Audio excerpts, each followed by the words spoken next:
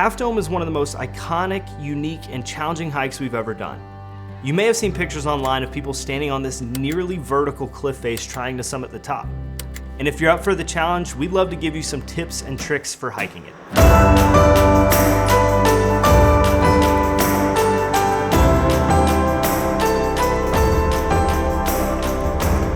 We'll cover permits, the difficulty, what to pack, and how to hike it. So first, do you need a permit to hike Half Dome? Well, the answer is yes and no. The only portion of the hike that you need a permit for is the cable section. The rest of the hike is permit free.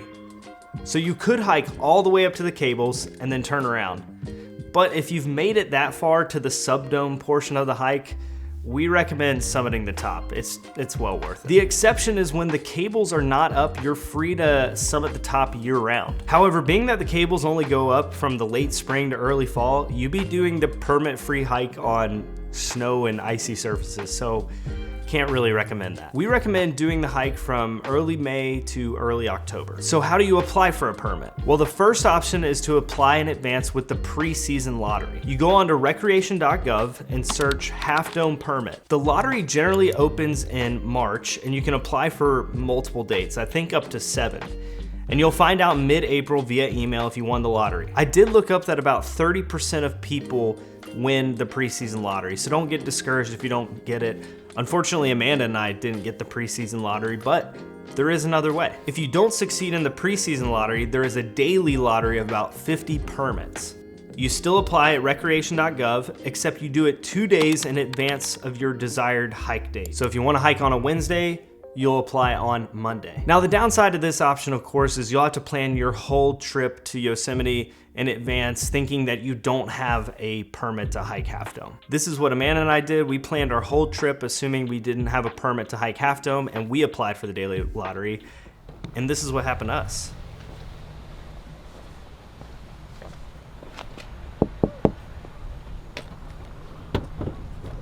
Hey.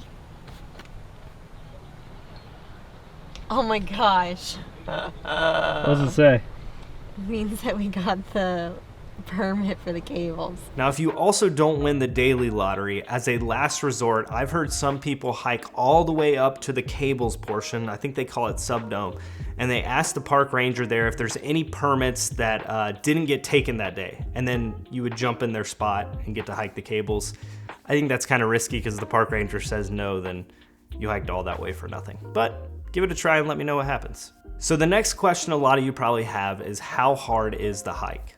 Well, Yosemite lists Half Dome as the hardest day hike in the park.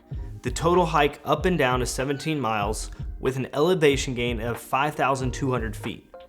Now, the highest elevation is only 8,846 feet, but if you're not used to those altitudes, you're gonna feel it on the way up. The length of the hike is where Amanda and I struggled the most. It's a long day of hiking and you gain a lot of elevation, and that's not even including the cables portion, which I'll get to here in a bit. I would say if you're an average hiker, meaning you go on 3 to 4 hikes a year, putting in between 4 and 7 miles, this is a good hike for you, although it'll be on the harder end. Now, if you hardly hike in a given year, I would advise you start doing stairs, you start running, you better get your cardio in check because I think this will kick your butt. I mean, we saw 60 somethings doing the hike all the way down to teenagers, so I think anyone can do it.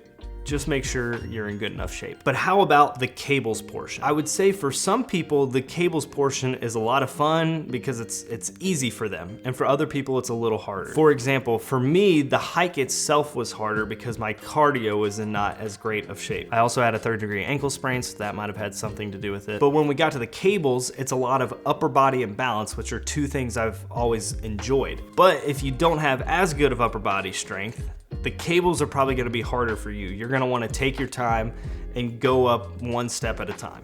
What kind of gear should you pack? Well, I'll give a list here in no particular order, and I'll make sure I put all the links in the description of this video. Starting with good hiking shoes. Good hiking shoes are recommended for any hike, but when you're putting 17 miles on them, you're having to balance at the cables portion of the hike, You want to make sure you have shoes that are comfortable and have good grip. Next, I recommend 3, if not 4 liters of water. There are not many fill-up spots along the trail, especially once you get to higher altitudes, and you're gonna be crushing some water. Amanda and I each had 3.5 liters, and we still both finished our water with 5 miles to go in the hike on the way down. So make sure you bring water. And I'll put some links to some Camelbacks below.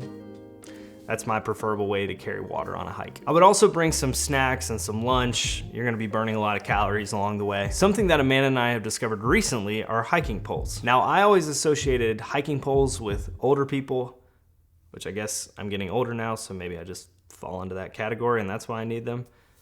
But hiking poles are a game changer, especially on a longer hike. We picked up some on our last trip to Zion National Park, and we found that hiking poles take a load off your knees.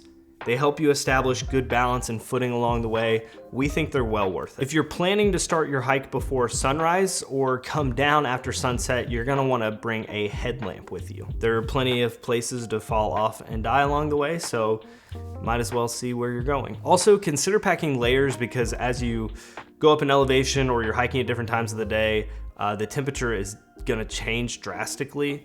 So pack in a sweatshirt or wear it with you to begin the hike. The last piece of gear I'll recommend is a pair of gloves. Once you get up to the cables portion of the hike, the cables are made of this rough steel, and so as you're pulling yourself up, you're not gonna wanna shred your hands apart. Get a pair of gloves, make it easier to scale up the mountain. I will mention that some forums online suggest you bring some kind of harness and attachment system with like some carabiners.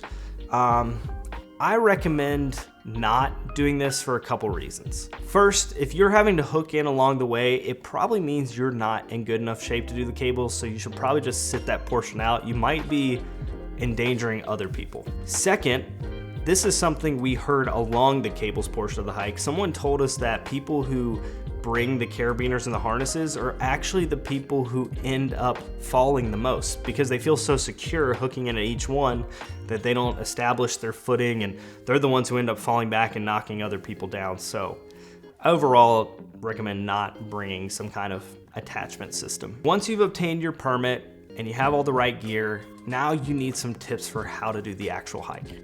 So it took us 14 hours to do the hike. We went from sunrise to sundown. Now, the average person, it takes between 9 and 12 hours, but we stopped to take pictures, videos. We had lunch along the way. We definitely took our time. So I would say we were toward the longer end of the hike, but I mean, that just gives you something to go on to see how long the day will be. The trailhead for Half Dome starts on the Mist Trail.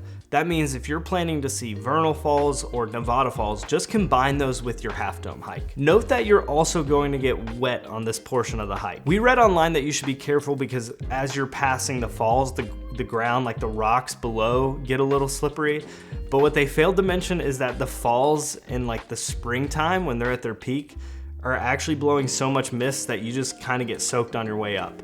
That's what happened to us. I thought it was a lot of fun. You also have plenty of time to dry out afterwards. I mean, you still have like 5 to 7 miles to dry out, so you'll be okay. But if that makes you want to pack an extra layer, keep that in mind. Once you get up to the cables, you're gonna have to show a park ranger your permit and a matching ID to the name on the permit. So if you're like most people and you do not have service way out in the mountains, make sure you screenshot your permit so you can show a picture to the guide and he's gonna go through his system and make sure you're on there. Other than that, enjoy the view at the top. It's absolutely beautiful. When you're coming back down the cables, some people choose to face the mountain and go down backwards. Other people, like me, you look straight out at your death and just walk down like stairs.